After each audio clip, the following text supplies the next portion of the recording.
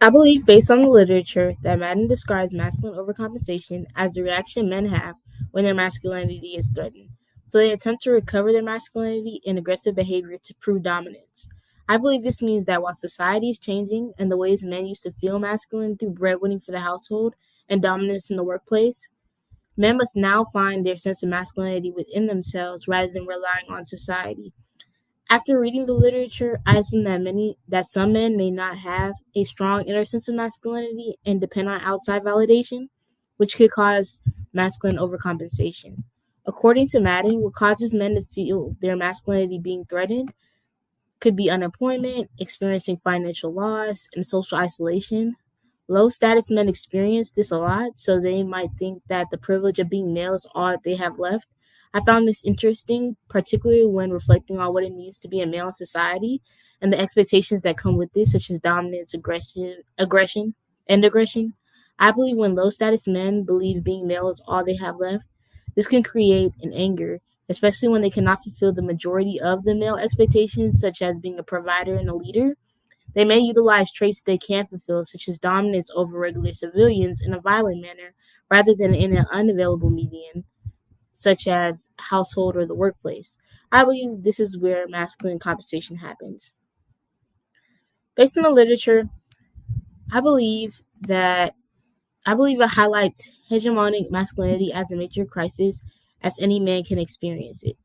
Homogenic masculinity is the idealization of the traditional dominant man who has held the power in the household, is respected in society, and dominates the workplace.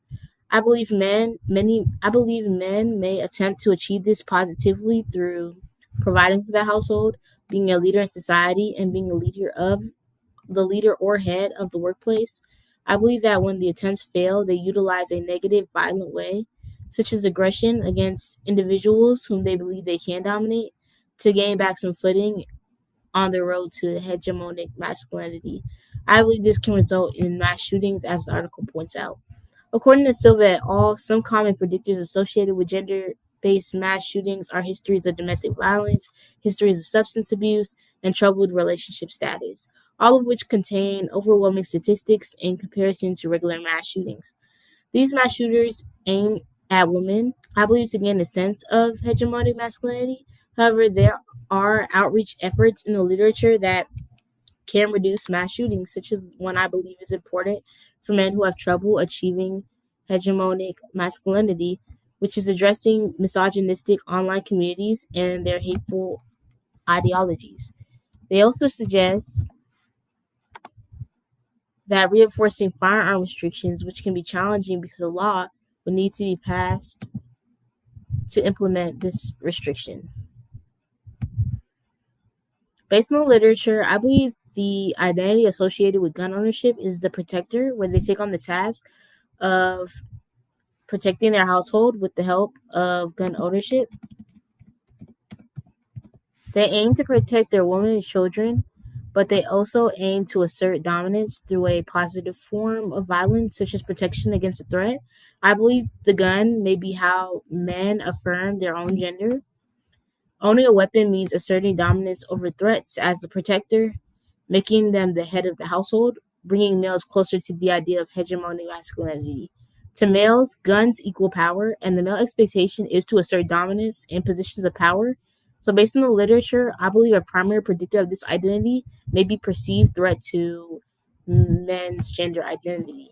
According to Carlson's 2015 study cited by Casino and Benson Casino, when women become high income earners and displace men as the primary breadwinners, men may respond by emphasizing protection. I believe this leads to gun ownership and contributes to the identity of the protector to reaffirm a sense of masculinity lost when women become the breadwinners. I believe it is about asserting dominance by doing what males believe only males can do, and they display gender in this way. This is also one of the predictors of the protector identity, finding footing as the breadwinner and attempting to recover a sense of masculinity by adopting the protector's identity. The NPR statistic details about 98% mass shooter attacks are committed by men, Based on the literature, I believe that this is a large number, and men are committing them more than women, partly due to their tendency to assert dominance as their gender expectations as males enforce them to do so. Women are not expected to assert dominance, so this may contribute to their lack of numbers as mass school shooters. According to NPR, men more than women tend to take the problems and look for others to blame, which can result in anger and violence. I believe this may be a reason for the alarming statistic that positions males as the main perpetrator of mass shootings, as women are choosing not to turn to gun violence or on others to work through their problems as much as men are. I believe that potential life lost in years, which measures the number of lives lost prematurely due to illness or disease, is used to determine the severity of intervention or prevention strategies needed. Potential lives lost are those lives that could have had the potential to be something or add something to society, but could not due to a disease or violence that took their life away, such as with firearms, which took away 919,185 years of potential life. According to Public Health Approach, a woman is 5 times more likely to be murdered when the abuser has access to a gun, and there are nearly 1 million women whom an intimate partner has shot. These statistics indicate that women contribute to the potential life loss statistic as victims of gun violence. This frames men as a massive contributor to gun violence and potential lives lost. Not only are lives lost to gun violence, but there is life potential lost. The potential lives that could have been of the future generations are lost as well. The majority of mass shootings in the United States are committed by men in the United States, and some concepts that help identify why are masculine overcompensation and hegemonic masculinity. Both concepts explain the drive for males to have a sense of masculine validation and reach the standard of the ideal male. However, in attempts to do so, males may fall short, and unfortunately, in attempts to recoup masculinity lost during failure of attempts to reach the ideal masculine, other individuals may suffer. Particularly women may suffer, as they may be the easiest medium to assert dominance, as males are above women in the society's hierarchy. According to Madden, they describe masculine overcompensation as the compensatory reaction through mediums such as assertion of dominance men have when their masculinity is threatened. And according to Silva et al., hegemonic masculinity is the idealization of the traditional dominant man.